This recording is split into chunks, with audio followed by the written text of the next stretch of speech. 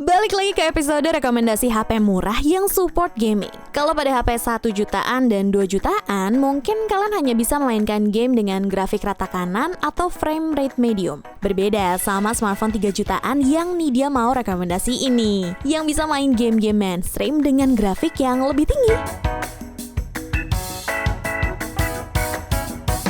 Mulai dari smartphone goib, ada Xiaomi Pocophone F1. Harganya yang dibanderol 4,9 jutaan pada saat perilisannya, ternyata saat ini bisa kalian dapetin hanya dengan 3 jutaan aja loh. Menurut Nidya, walaupun termasuk smartphone lawas karena diperkenalkan pada 2 tahun lalu, Xiaomi Pocophone F1 masih mumpuni dalam memainkan game-game mainstream seperti Mobile Legends dan PUBG loh. Bisa dilihat dari sektor jeroannya yang dibekali dengan chipset kelas flagship Snapdragon 845 yang dipadukan dengan 2 varian RAM storage 6/64GB dan 6/128GB. Dan Xiaomi Pocophone F1 juga cocok untuk kalian yang suka main game sampai lupa waktu dan lupa gebetan loh. Pasalnya smartphone ini sudah dibekali dengan cooling pipe di dalam bodi yang berfungsi sebagai pipa pembuang panas. Jadi nggak usah khawatir smartphone cepat panas ya, palingan cuma gebetan yang hatinya panas. Untuk spesifikasi dan harga terupdate-nya ada di scene berikut.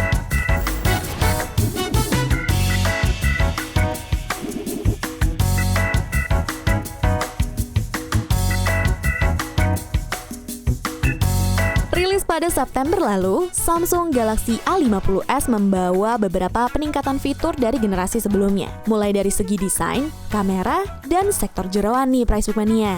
Samsung Galaxy A50s Nidya rasa memang patut masuk dalam rekomendasi smartphone gaming dengan harga 3 jutaan nih bro and sis. Pasalnya, Samsung membekali chipset Exynos 9611 yang dapat dikolaborasikan dengan 2 varian RAM storage, 4/64GB dan 6/128GB. Lalu, terdapat juga fitur AI Gaming Booster yang fungsinya untuk mengenali tipe game yang sedang dimainkan. Apakah casual gaming atau game yang membutuhkan grafis tinggi dan otomatis bisa mengoptimalkan performa dari baterai, suhu, dan memori. Untuk spesifikasi dan harga terupdate-nya ada di scene berikut.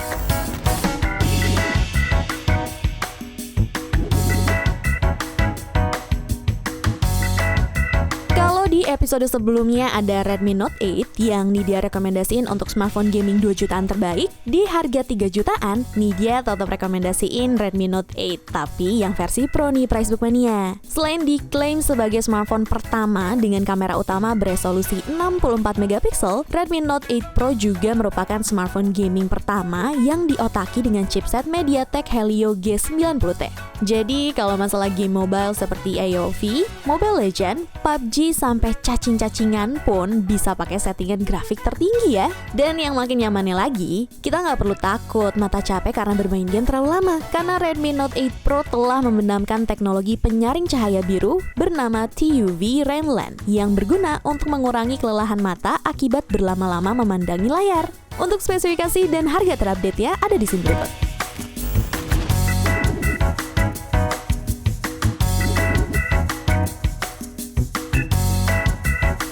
Selanjutnya ada smartphone pertama dari Realme yang mengusung konfigurasi 4 kamera belakang, yaitu Realme XT.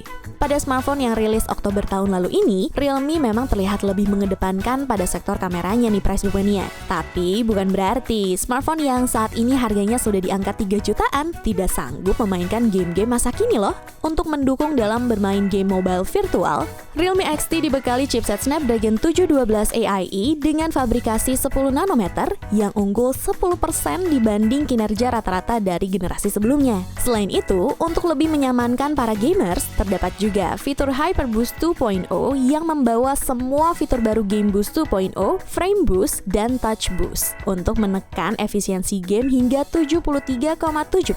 Lalu, untuk spesifikasi dan harga terupdate-nya ada di scene berikut.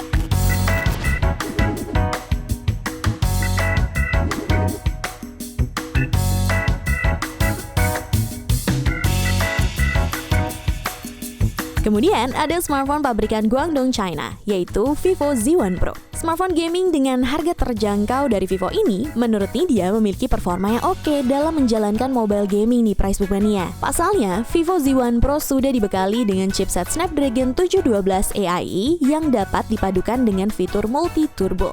FYI, multi turbo ini merupakan paket software buatan Vivo yang berfungsi untuk memuluskan pengalaman gaming kalian loh. Di antaranya meliputi Net Turbo untuk menjaga stabilitas koneksi, Center Turbo yang mempercepat kerja prosesor, sampai Cooling Turbo untuk menjaga suhu tetap sejuk. Sesejuk pelukan gebetan pas lagi hujan. Aduh. Untuk spesifikasi dan harga terupdate-nya ada di scene berikut.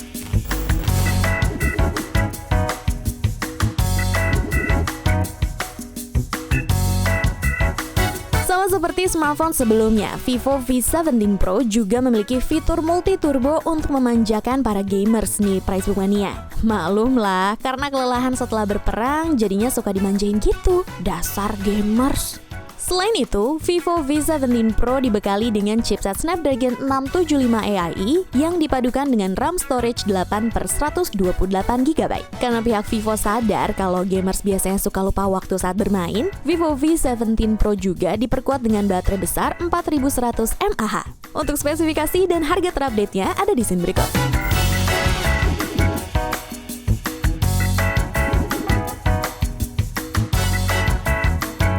Rilis pada Agustus lalu, Oppo K3 memang layak masuk rekomendasi smartphone gaming 3 jutaan terbaik di tahun ini. Seperti pada tagline yang digunakan, bukan hanya pada kameranya saja yang rising, tapi performa dari Oppo K3 juga benar-benar rising loh. Dalam memanjakan para gamers, Oppo K3 dibekali dengan chipset Snapdragon 710 yang dikawinkan dengan storage 6/64GB. Lalu terdapat juga fitur Game Boost yang efektif untuk mempertahankan frame rate saat bermain game. Aduh, mempertahankan aku dengan dia bisa nggak ya?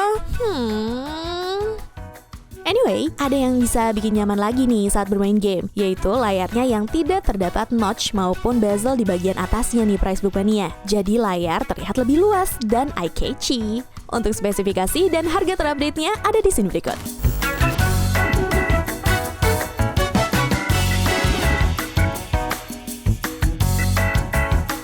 Gak harus beli ROG Phone untuk menjajal game-game mainstream dengan grafis tinggi ya. Cukup dengan budget 3 jutaan aja udah bisa berpetualang di dunia virtual kok. Untuk link pembelian ada di kolom deskripsi ya. Terima kasih sudah menonton video ini sampai habis. Jangan lupa like, comment, share, dan subscribe channel YouTube Pricebook. Nidia pamit ya. Ciao Bella!